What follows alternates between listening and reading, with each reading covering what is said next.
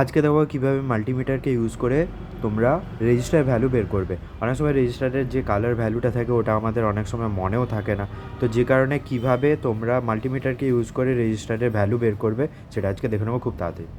তো সর্বপ্রথমে যেটা ডায়াল প্যাড আছে আমাদের মাল্টিমিটার, ওটাকে করে নেবো একটা।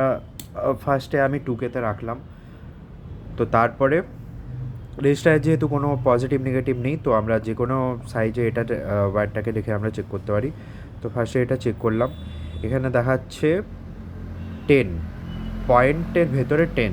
তো দেখার সুবিধার জন্য 200 ওহমসের মধ্যে রেখেও করতে পারি। তো এখানে তখন পয়েন্টের আগে ভ্যালুটা দেখাবে 10 ওহমস, 10.4 ওহমস। ওকে, আবার যদি সেম জায়গায় যদি রেখে আবার যদি এই রেজিস্টার ভ্যালুটা চেক করতে যাই, এখানে দেখাচ্ছে, দেখতে পাচ্ছ এখানে কিছু দেখাচ্ছে না।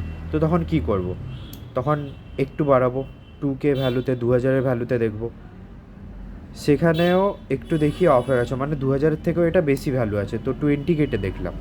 তো এইভাবে অল্প অল্প করে বাড়িয়ে যেতে হবে।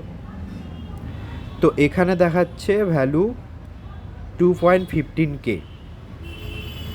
20K-এর ভেতরে আছে, পয়েন্টের আগে এটা 2.15K।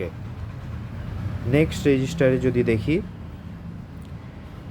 এটাও দেখাচ্ছে 2.70K। আরেকটা যদি দেখি, এখানে দেখাচ্ছে 0.55, মানে কে ভ্যালুর নিচে আছে, 1000-এর নিচের ভ্যালু,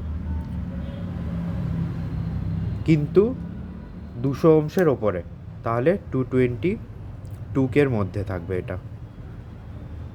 তো এটা যেটা দেখাচ্ছে 549 ওহমস। থ্যাংক ইউ, আজকের ভিডিও এতটাই। এরপরে দেখা হচ্ছে নতুন ভিডিওতে। আর আগের ভিডিও নিয়ে বানিয়েছিলাম ডায়োড নিয়ে, সেটা যারা দেখোনি নিচে লিঙ্ক দিয়ে দিচ্ছে, ওখানে ক্লিক করে দেখতে পারো।